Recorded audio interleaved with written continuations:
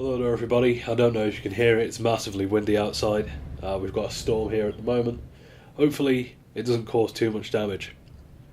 Today I wanted to make this video to let you know about some things that have happened since my dad passed away. It's been over a month now, and since day one I've noticed a few things. One thing that my family has always noticed, and even my friends' family, they were telling me about something the other day. Whenever a relative or a pet dies, it's very typical that we will have some kind of encounter with an animal, either on the day that it happens or the day after it happens. And this can be something very simple, such as a sparrow getting stuck in the house.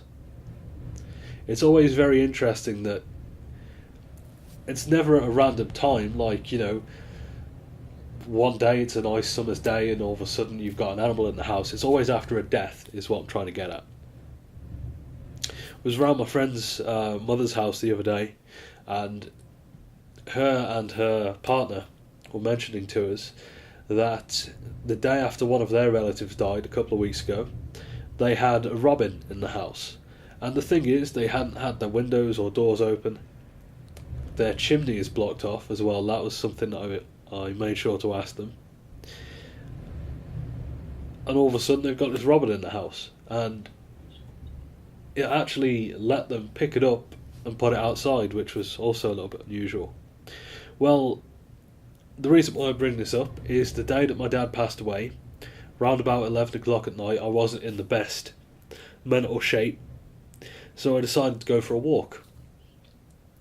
And I spent about an hour walking around, come back to the house, and this is a semi-detached house. So on the one side we don't have a house joined to the side of it, of course.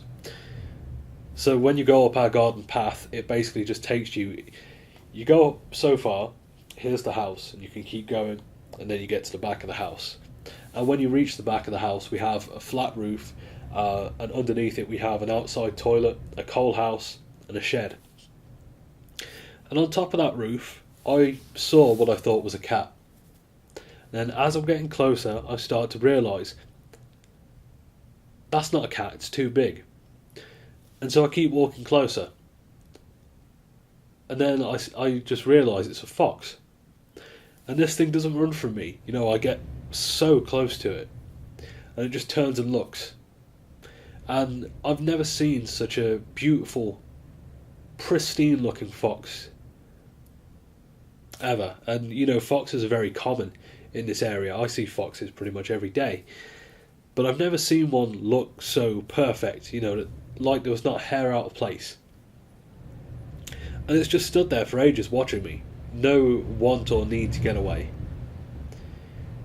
And after a while of standing there looking at this fox, I decided to go back into the house, go back upstairs, get my camera. And by the time I've got down, I was only gone for about 10 seconds. It was gone. And I've ran through the house, gone into the back garden, can't find it. It was just one encounter. Something else that's happened on a few occasions is I've been either using the computer or playing a few games or getting some stuff done, reference the funeral. And you'll hear something fall in another room, or something move in another room. So you go to check it out, there isn't a single thing out of place. So you go back to your business, and you'll hear the same thing in another room. So you go to check it out, nothing's out of place. And this thing will continue 5 or 6 times within the space of the next hour. And each time you go, there isn't anything out of place, nothing's dropped, nothing's been moved. So that's 2 things that have occurred. Another one that I had the other week is there have been a couple of occasions where I've been sat down, and if I've been wearing a fleece with a stand-up collar, as I'm sat there, all I'll feel is a pull, as if somebody is using a lot of force, pulling it. And then when you sort of analyse the situation, you realise, well, I'm not leaning back in a chair, it's not getting caught in anything. If I've been wearing headphones, the cords have been down the front, so, nothing is. There's nothing on me that is catching on that fleece. So, of course, then you start to realise that's another something else that's going on. My favourite thing that's happened was probably a few days before the funeral. I was quite worried, to be honest with you, because sorting out this funeral didn't quite go to plan. Everything got sorted, everything was fine, went way better than I expected.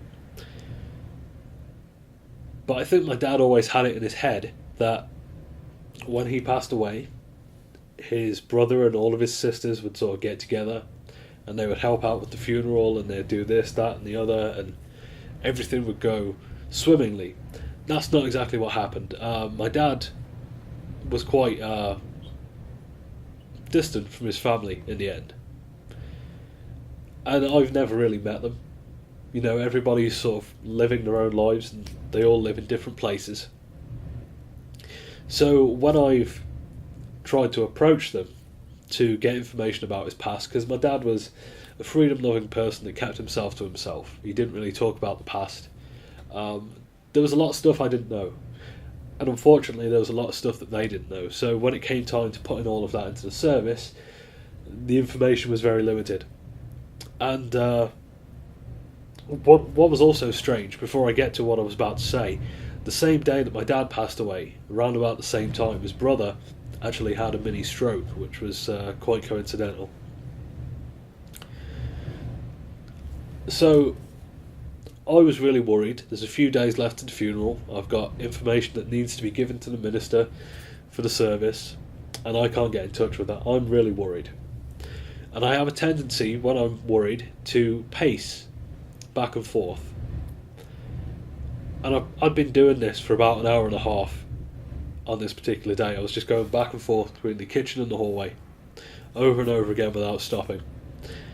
And so, on this one occasion, I just come through the hallway, just got into the kitchen, and as I'm about halfway through, from the right of me, all I hear is. So of course you do the natural thing, you turn to look at the location where the noise is coming from. And as I've done so, the noise stopped. So I was trying to figure out, what made that noise. The logical thing is, well, maybe something wasn't quite balanced right and it's fallen over and maybe it's knocked something else. I took a look, there was nothing out of place. So then I started to move things around on the countertop to try and recreate that noise. And after moving about 10 different items and not being able to get, the same sound, there was one item left, which was my coffee mug. And the only way I could replicate the noise that I heard was by getting the coffee mug and dragging it across the countertop by about 6 inches. Which is a little bit unusual, and it only happened once. And I wouldn't entirely be surprised if that was my father's way of telling me to stop pacing around, giving me something else to concentrate on. But those were a few things that have happened. Since the funeral, things have quietened down significantly.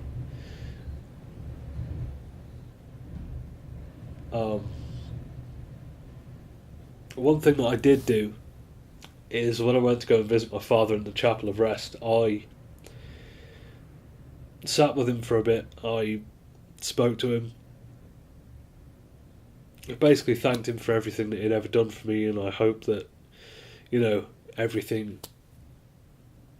was going a lot better for him now that he wasn't in pain like he was when he was alive.